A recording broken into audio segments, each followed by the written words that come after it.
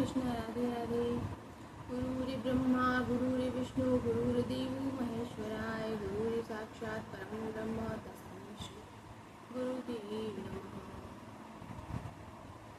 कृष्णं नारायणं वन्दे कृष्णं वन्दे व्रजप्रियं कृष्णं द्वैपायनं वन्दे कृष्णं वन्दे पृथासुतं। भक्ति के कष्ट की निवृत्ति। नारद जी कहते हैं, अब मैं भक्ति ज्ञान और वैराग्य को स्थापित करने के लिए प्रयत्न पूर्वक श्री सुखदेव जी के कहे हुए भागवत शास्त्र की कथा द्वारा उज्जवल ज्ञान यज्ञ करूँगा। यह यज्ञ मुझे कहाँ करना चाहिए? आप इसके लिए कोई स्थान बता दीजिए। आप लोग वेद के पारगामी हैं, इसलिए मुझे इस सुख शास्त्र की महिमा सुनाइए। यह भी बताइए कि श्रीमद् भागवत की कथा कितने दिनों में सुनानी चाहिए और उसके सुनने की विधि क्या है। सनकादि बोले, नारद जी आप बड़े विनीत और विवेकी हैं, सुनिए हम आपको ये सब बातें बताते हैं। हरिद्वार के पास आनंद नाम का एक घाट है, वहाँ अनेकों ऋषि रहते हैं तथा देवता और सिद्ध लोग भी उसका सेवन करते रहते हैं। भांति भांति के वृक्ष और लताओं के कारण वह बड़ा सघन है और वहाँ बड़ी कोमल नवीन बालू बिछी हुई है। वह घाट बड़ा ही सुरम्य और एकांत प्रदेश में है। वहाँ हर समय सुनहले कमलों की सुगंध आया करती है। उसके आसपास रहने वाले सिंह, हाथी आदि परस्पर विरोधी जीवों के चित्त में भी वैर भाव नहीं है। वहाँ आप बिना किसी विशेष प्रयत्न के ही ज्ञान यज्ञ आरंभ कर दीजिए। उस स्थान पर कथा में अपूर्व रस का उदय होगा। भक्ति भी अपनी आँखों के ही सामने निर्बल और जराजीर्ण अवस्था में पड़े हुए ज्ञान और वैराग्य को साथ लेकर वहाँ आ जाएगी, क्योंकि जहाँ भी श्रीमद् भागवत की कथा होती है वहाँ ये भक्ति आदि अपने आप पहुँच जाते हैं। वहाँ कानों में कथा के शब्द पढ़ने से ये तीनों तरुण हो जाएंगे। सुत जी कहते हैं, इस प्रकार कहकर नारद जी के साथ सनकादि भी श्रीमद् भगवत कथा अमृत का पान करने के लिए वहाँ से तुरंत गंगा तट पर चले आए। जिस समय वे तट पर पहुँचे, भूलोक, देवलोक और ब्रह्मलोक सभी जगह इस कथा का हल्ला हो गया। जो भगवत कथा के रसिक विष्णु भक्त थे, वे सब श्रीमद् भगवता अमृत का पान करने के लिए सबसे आगे दौड़ कर आने लगे। भृगु, वशिष्ठ, च्यवन, गौतम, मेधातिथि, देवल, देवरात, परशुराम, विश्वामित्र, शाकल, मार्कंडेय, दत्तात्रेय, पिप्पलाद, योगेश्वर, व्यास और पराशर, छाया, शुक, जाजली और जन्हू आदि सभी प्रधान मुनिगण अपने अपने पुत्र, शिष्य और स्त्रियों समेत बड़े प्रेम से वहां आए। इनके सिवा वेद, वेदांत, उपनिषद, मंत्र, तंत्र, 17 पुराण और 6 शास्त्र भी मूर्तिमान होकर वहां उपस्थित हुए। गंगा आदि नदियाँ, पुष्कर आदि सरोवर, कुरुक्षेत्र आदि समस्त क्षेत्र, सारी दिशाएं, दंडक आदि वन, हिमालय आदि पर्वत तथा देव, गंधर्व और दानव आदि सभी कथा सुनने चले आए। जो लोग अपने गौरव के कारण नहीं आए, महर्षि भृगु उन्हें समझा बुझा कर ले आए।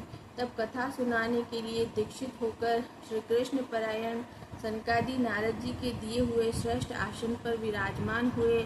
उस समय सभी श्रोताओं ने उनकी वंदना की। श्रोताओं में वैष्णव, विरक्त, सन्यासी और ब्रह्मचारी लोग आगे बैठे। उन सबके आगे नारद जी विराजमान हुए।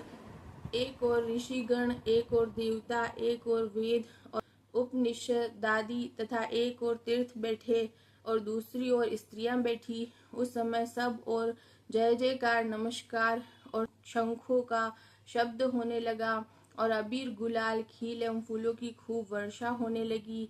कोई देव श्रेष्ठ तो विमानों पर चढ़कर वहां बैठे हुए सब लोगों पर कल्प वृक्ष के पुष्पों की वर्षा करने लगे। सुत जी कहते हैं, इस प्रकार पूजा समाप्त होने पर जब सब लोग एकाग्रचित हो गए, तब सनकादि ऋषि महात्मा नारद को श्रीमद् भागवत का महात्म्य स्पष्ट करके सुनाने लगे। सनकादि ने कहा, अब हम आपको इस भागवत शास्त्र की महिमा सुनाते हैं। इसके श्रवण मात्र से मुक्ति हाथ लग जाती है। श्रीमद् भागवत की कथा का सदा सर्वदा सेवन आस्वादन करना चाहिए। इसके श्रवण मात्र से श्री हरि हृदय में आविराजते हैं। इस ग्रंथ में 18,000 श्लोक और 12 स्कंद हैं तथा श्री सुखदेव और राजा परीक्षित का संवाद है। आप यह भागवत शास्त्र ध्यान देकर सुनिए। यह जीव तभी तक अज्ञानवश इस संसार चक्र में भटकता है जब तक क्षण भर के लिए भी कानों में इस शुक शास्त्र की कथा नहीं पड़ती। बहुत से शास्त्र और पुराण सुनने से क्या लाभ है, इससे तो व्यर्थ का भ्रम बढ़ता है। मुक्ति देने के लिए तो एकमात्र भागवत शास्त्र ही गरज रहा है। जिस घर में नित्य प्रति श्रीमद् भागवत की कथा होती है वह तीर्थ रूप हो जाता है और जो लोग उसमें रहते हैं उनके सारे पाप नष्ट हो जाते हैं। हजारों अश्वमेध और सैकड़ों वाजपेयी यज्ञ इस सुख शास्त्र की कथा का 16वां अंश भी नहीं हो सकते। तपोधनों, जब तक लोग अच्छी तरह श्रीमद् भागवत का श्रवण नहीं करते तभी तक उनके शरीर में पाप निवास करते हैं। फल की दृष्टि से इस शुक शास्त्र कथा की समता गंगा, गया, काशी, पुष्कर या प्रयाग कोई तीर्थ भी नहीं कर सकता। यदि आपको परम गति की इच्छा है तो अपने मुख से ही श्रीमद् भागवत के आधे अथवा चौथाई श्लोक का भी नित्य नियम पूर्वक पाठ कीजिए।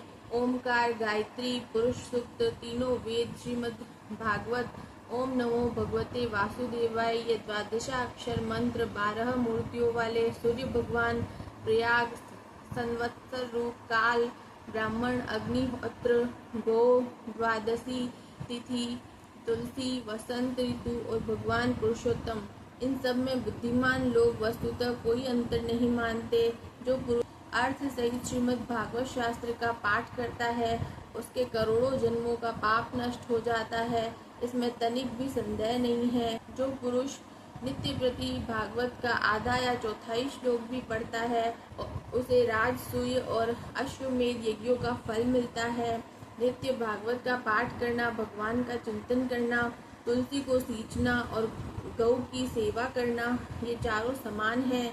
जो पुरुष अंत समय में श्रीमद् भागवत का वाक्य सुन लेता है उस पर प्रसन्न होकर भगवान उसे वैकुंठ धाम दे देते हैं।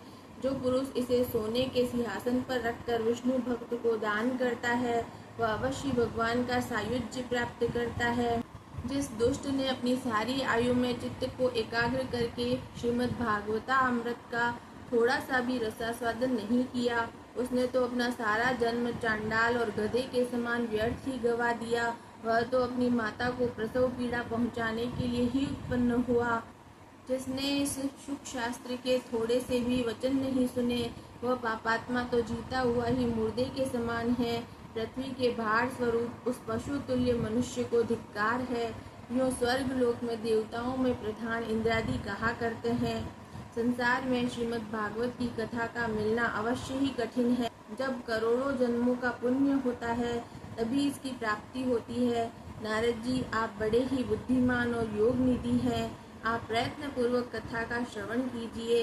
इसे सुनने के लिए दिनों का कोई नियम नहीं है, इसे तो सर्वदा ही सुनना अच्छा है। इसे सत्य भाषण और ब्रह्मचर्य पालन पूर्वक सर्वदा ही सुनना श्रेष्ठ माना गया है, किंतु कलयुग में ऐसा होना कठिन है। इसलिए इसकी शुकदेव जी ने जो विशेष विधि बताई है वह जान लेनी चाहिए। कलयुग में बहुत दिनों तक चित्त की वृत्तियों को वश में रखना, नियमों में बंधे रहना और किसी पुण्य कार्य के लिए दीक्षित रहना कठिन है। इसलिए सप्ताह श्रवण की विधि है। श्रद्धा पूर्वक कभी भी श्रवण करने से अथवा माघ मास में श्रवण करने से जो फल होता है वही फल श्री सुखदेव जी ने सप्ताह श्रवण में निर्धारित किया है। मन के असंयम, रोगों की बहुलता और आयु की अल्पता के कारण तथा कलयुग में अनेकों दोषों की संभावना से ही सप्ताह श्रवण का विधान किया गया है। जो फल तप, योग और समाधि से भी प्राप्त नहीं हो सकता वह सर्वांग रूप में सप्ताह श्रवण से सहज में ही मिल जाता है। सप्ताह श्रवण यज्ञ से बढ़कर है, व्रत से बढ़कर है, तप से कहीं बढ़कर है, तीर्थ सेवन से तो सदा ही बड़ा है, योग से बढ़कर है, यहाँ तक कि ध्यान और ज्ञान से भी बढ़कर है। अजी इसकी विशेषता का कहाँ तक वर्णन करें, यह तो सभी से बढ़ चढ़कर है। शौनक जी ने पूछा, सुत जी, यह तो आपने बड़े आश्चर्य की बात कही। अवश्य यह भागवत पुराण योगवृत्ता ब्रह्मा जी के भी आदि कारण श्री नारायण का निरूपण करता है, परंतु यह मोक्ष की प्राप्ति में ज्ञानादि सभी साधनों का तिरस्कार करके इस युग में उनसे भी कैसे बढ़ गया। सुत जी ने कहा, शौनक जी, जब भगवान श्री कृष्ण इस धरा धाम को छोड़कर अपने नित्य धाम को जाने लगे तब उनके मुखारविंद से एकादश स्कंद का ज्ञानोपदेश सुनकर भी उद्धव जी ने पूछा। उद्धव जी बोले, गोविंद, अब आप तो अपने भक्तों का कार्य करके परम धाम को पधारना चाहते हैं, किंतु मेरे मन में एक बड़ी चिंता है, उसे सुनकर आप मुझे शांत कीजिए। अब घोर कलिकाल आया ही समझिए, इसलिए संसार में फिर अनेकों दुष्ट प्रकट हो जाएंगे। उनके संसर्ग से जब अनेकों सत्पुरुष भी उग्र प्रकृति के हो जाएंगे, तब उनके भार से दबकर यह घोर रूपिणी पृथ्वी किसकी शरण में जाएगी। कमल नयन, मुझे तो आपको छोड़कर इसकी रक्षा करने वाला कोई दूसरा नहीं दिखाई देता, इसलिए भक्त वत्सल, आप साधुओं पर कृपा करके यहाँ से मत जाइए। भगवान, आपने निराकार और चिन्मात्र होकर भी भक्तों के लिए ही तो यह सगुण रूप धारण किया है, फिर भला आपका वियोग होने पर वे भक्त जन पृथ्वी पर कैसे रह सकेंगे। निर्गुणोपासना में तो बड़ा कष्ट है, इसलिए कुछ और विचार कीजिए। प्रभास क्षेत्र में उद्धव जी के ये वचन सुनकर भगवान सोचने लगे कि भक्तों के अवलंब के लिए मुझे क्या व्यवस्था करनी चाहिए। शौनक जी, तब भगवान ने अपनी सारी शक्ति भागवत में रख दी। वे अंतर्धान होकर इस भागवत समुद्र में प्रवेश कर गए, इसलिए यह भगवान की साक्षात शब्दमयी मूर्ति है। इसके सेवन, श्रवण, पाठ अथवा दर्शन से ही मनुष्य के सारे पाप नष्ट हो जाते हैं। इसी से इसका सप्ताह श्रवण सबसे बढ़कर माना गया है, और कलयुग में तो अन्य सब साधनों को छोड़कर यही प्रधान धर्म बताया गया है। कली काल में यही ऐसा धर्म है जो दुख, दरिद्रता, दुर्भाग्य और पापों की सफाई कर देता है तथा काम, क्रोध आदि शत्रुओं पर विजय दिलाता है। अन्यथा भगवान की इस माया से पीछा छुड़ाना देवताओं के लिए भी कठिन है। मनुष्य तो इसे छोड़ ही कैसे सकते हैं, अतः इससे छूटने के लिए भी सप्ताह श्रवण का विधान किया गया है। सुत जी कहते हैं, शौनक जी, जिस समय सनकादि मुनीश्वर इस प्रकार सप्ताह श्रवण की महिमा का बखान कर रहे थे, उस सभा में एक बड़ा आश्चर्य हुआ, उसे मैं तुम्हें बतलाता हूँ, सुनो। वहाँ तरुणावस्था को प्राप्त हुए अपने दोनों पुत्रों को साथ लिए विशुद्ध प्रेम रूपा भक्ति बार बार श्री कृष्ण गोविंद, हरे मुरारे, हे नाथ नारायण वासुदेवा आदि भगवान नामों का उच्चारण करती हुई अकस्मात प्रकट हो गई। सभी सदस्यों ने देखा कि परम सुंदरी भक्ति रानी भागवत के अर्थों का आभूषण पहने वहाँ पधारी। मुनियों की उस सभा में सभी यह तर्क वितर्क करने लगे कि ये यहाँ कैसे आई, कैसे प्रविष्ट हुई। तब सनकादि ने कहा, ये भक्ति देवी कथा के अर्थ से निकली है। उनके ये वचन सुनकर भक्ति ने अपने पुत्रों समेत अत्यंत विनम्र होकर सनत कुमार जी से कहा। भक्ति बोली, मैं कलयुग में नष्ट प्राय हो गई थी, आपने कथामृत से सींचकर मुझे फिर पुष्ट कर दिया है। अब आप यह बताइए कि मैं कहाँ रहूं। यह सुनकर सनकादि ने उससे कहा, तुम भक्तों को भगवान का स्वरूप प्रदान करने वाली, अनन्य प्रेम का संपादन करने वाली और संसार रोग को निर्मूल करने वाली हो, अतः तुम धैर्य धारण करके नित्य निरंतर विष्णु भक्तों के हृदयों में ही निवास करो। कलयुग के दोष भले ही सारे संसार पर अपना प्रभाव डाले, किंतु वहाँ तुम पर इनकी दृष्टि भी नहीं पड़ सकेगी। इस प्रकार उनकी आज्ञा पाते ही भक्ति तुरंत भगवत भक्तों के हृदयों में जा विराजी। जिसके हृदय में एकमात्र श्री हरि की भक्ति निवास करती है, वे त्रिलोकी में अत्यंत निर्धन होने पर भी परम धन्य है, क्योंकि इस भक्ति की डोरी से बंधकर तो साक्षात भगवान भी अपना परम नाम छोड़कर उनके हृदय में आकर बस जाते हैं। भूलोक में यह भागवत साक्षात परब्रह्म का विग्रह है। हम इसकी महिमा कहाँ तक वर्णन करें।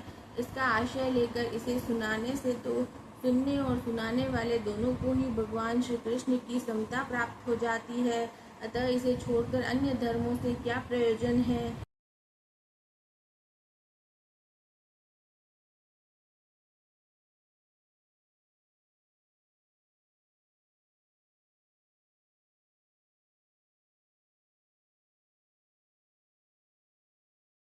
जय श्री कृष्ण।